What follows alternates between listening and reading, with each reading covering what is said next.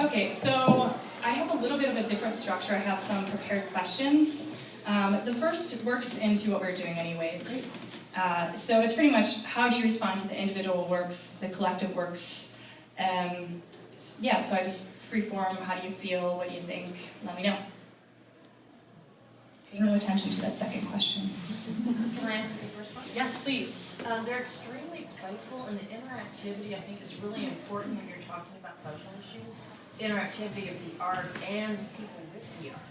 So I think you really got it there well. Yes. Your bacteria and your microorganisms, are you addressing the anti-vaccine people at all? I could be. That's a first, thank you. I think that's a really interesting question and point. It could fall into the category of how our behavior, the things that we put out in the world, do have repercussions. And that is definitely a huge issue that has had big repercussions, and hopefully fix that. Yes. Have you ever heard of the term gang of pathogens? Tell me more about that thing. Gang of pathogens. It's when you have one critter like this, and it kind of opens the door and says, "Come on, join me." So then you'll get more. You'll get a lot more. You get a lot more. It has to do with sugars, or is that just like the concept? It's just, the science? I don't know what it is behind it. All I know is that I was a victim of it, so that's how I heard of it. So. Oh, interesting. Gang of pathogens, everyone. Gang of pathogens. I'm going to look that up. Cool. Well, I'm working on multiple series right now. This is just one I have pictures of. So. No, it was just, do you know that microorganisms and bacteria kind of regulate each other? That could be fun too. These actually were originally intended with the ceramics pieces will exhibit the strands that connect each other.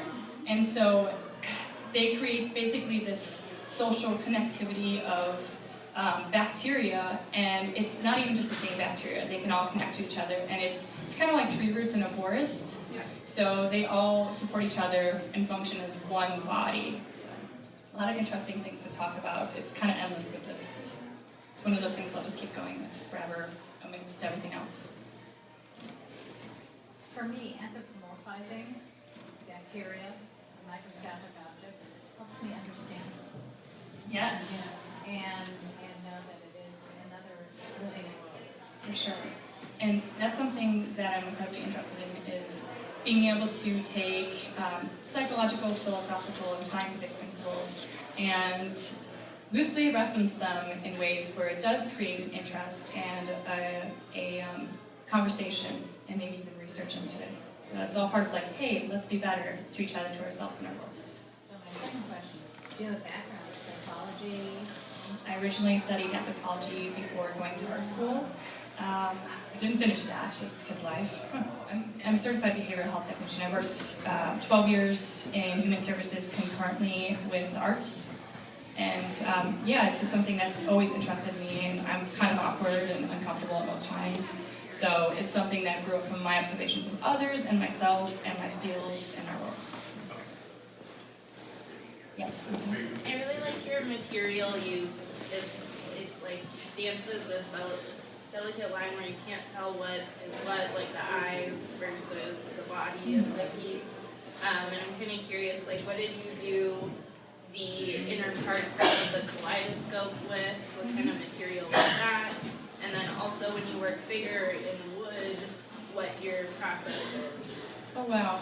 Okay. So no, this is good.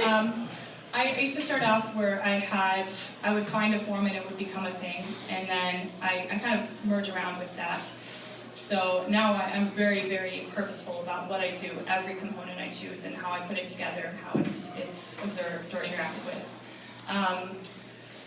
So these are an epoxy resin clay. This was my first experiment with the material. They're painted with oil paints, and the eyes I also made them. That was my first exploration making eyes. It's polymer clay with discs of paper painted with acrylic, and then sandwiched with glass, coated in resin. Yeah, wood. Huh? Yeah. Everything you see, that's another part of my practice currently until it gets too big where I can't sustain this. I'm really interested in learning while I'm making, so I like to learn the materials, I like to learn the history of them, the process, their functionality, their meanings, and yeah, I just think of it as more literal tools in my tool belt sometimes, but also more ways for me to translate these ideas in ways where I'm referencing things that you might not be immediately aware of, but it's triggering some things subconsciously. So something nostalgic that you're relating. So what's your second question? Oh, thank you. Yeah, so what is that question?